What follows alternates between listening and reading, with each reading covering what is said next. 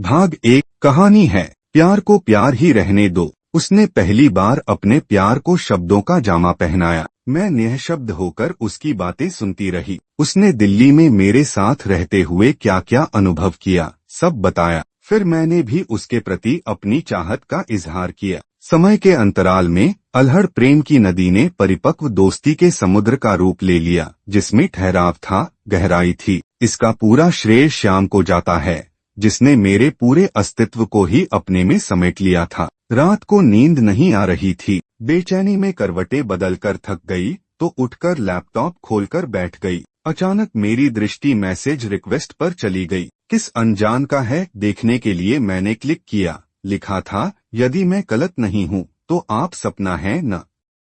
आपकी profile photo देखकर कुछ कुछ चेहरा पहचान में आ रहा है। वही जो 40 साल पहले दिल्ली में रहती थीं। आपकी बहन का नाम रीता था और भाई का नाम राकेश। मैं समीर हूँ, आपके पिताजी के मित्र का बेटा। यदि आपको याद हो तो मैं एक बार अपने माता पिता के साथ आपके घर आया था और हम साथ साथ मुंबई में घूमने गए थे। मेरी प्रार्थना है कि यदि आप मुझे पहचान गई हैं तो जवाब अवश्य दीजिएगा। अरे, यह तो समीर है। मेरी हल्की सी चीख निकल गई। दिल की धड़कनें तेज हो गईं। अकारण ऐसा लगा जैसे मैं चोरी करते पकड़ी गई। देखा, पति गहरी नींद में सो रहे थे। मेरे नाम के साथ मेरा सरनेम विवाह के बाद बदलकर मिश्रा लिखा था।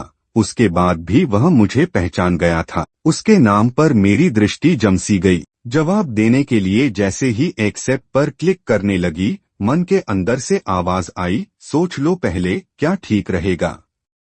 उसका नाम देखकर तो तुम्हें इतना अपराध बोध हो रहा है, उससे संपर्क रखने के बाद क्या होगा। तुम्हारी सुखी गृहस्थी है, वह भी शायद इसी स्थिति से गुजर रहा होगा। कोई फायदा नहीं है दोबारा अतीत की गहराइयों में गोते लगाने से। विवाह के बाद यह रिश्ता, मानसिक उलझन को क्यों न्योता देना। मैं थोड़ी देर के लिए सोच में पड़ गई। आरंभ से ही मैं दिल और दिमाग के मामले में बहुत संतुलित रही हूँ। मैंने अपनी उंगली क्लिक पर से हटा ली, लैपटॉप बंद किया और बिस्तर पर आकर लेट गई। लाइक करें, शेयर करें, अगले भाग के लिए सब्सक्राइब करें।